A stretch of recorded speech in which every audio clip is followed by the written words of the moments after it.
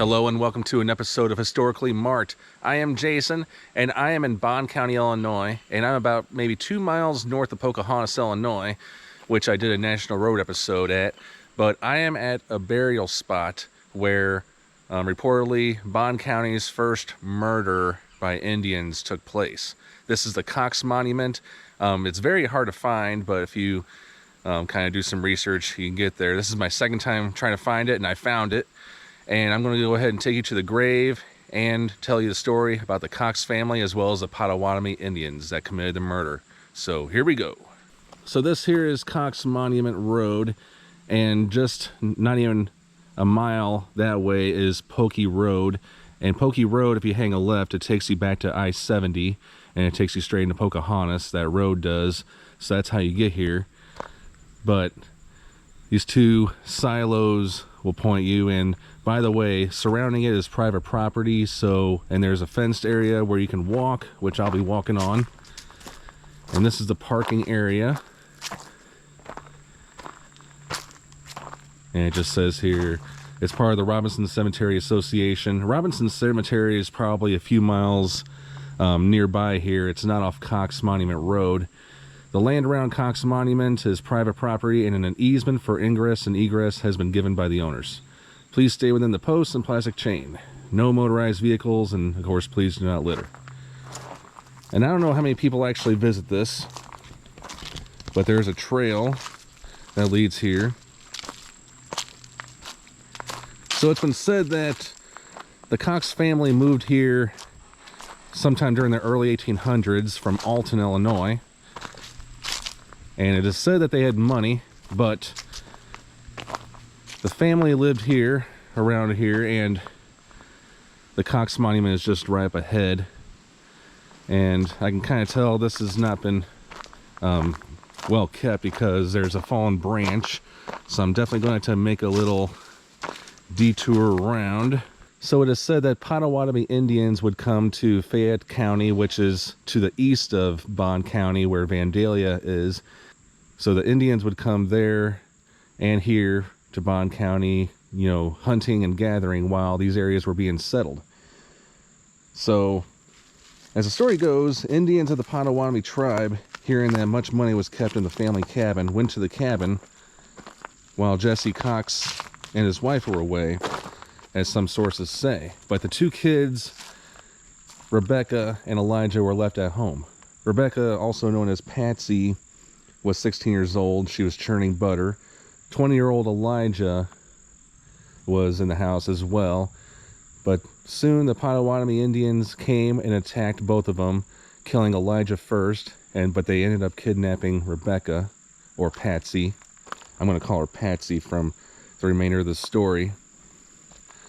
But here is the monument that was erected in 1900. Several people came out at the dedication of this, and there's a picture that exists. I'll see if I can put it on the screen.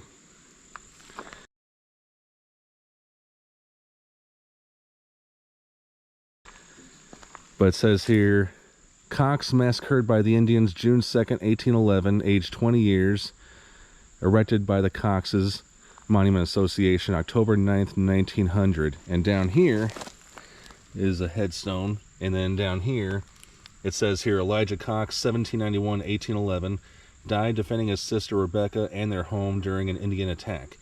Dedicated by the Bond County Genealogical Society in 2011. And that was to coincide with 200 years after the incident happened. And even though some dates have been mixed up, like this story from this article that I'm reading, it said it happened on June 7th of 1811. So, and it says June 2nd on the monument. But either way, the Cox massacre claimed the life of Elijah Cox, and Rebecca was kidnapped.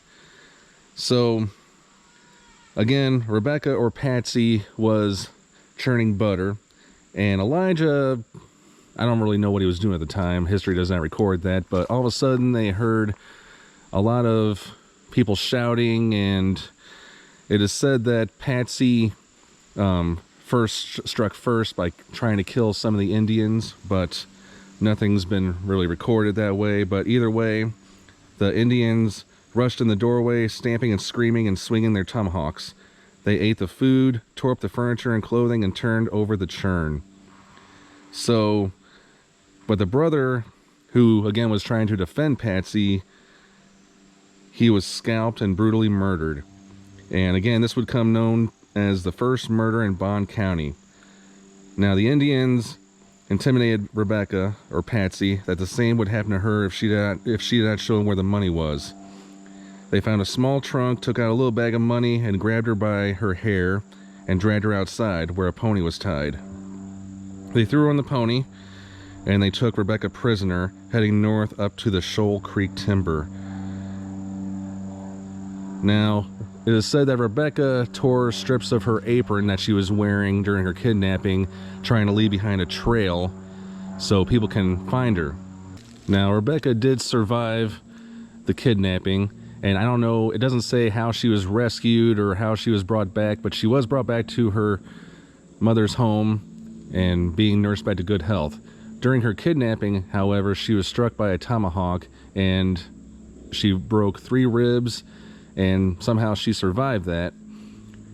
But she later married a gentleman named William Gregg, and they moved to Arkansas, where ironically he was also killed by Indians there.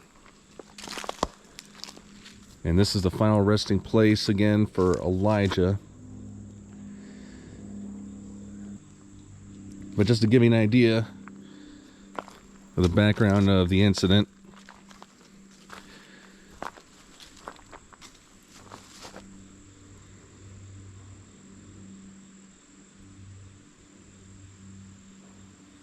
thanks so much for tuning into this episode of Historically Marked.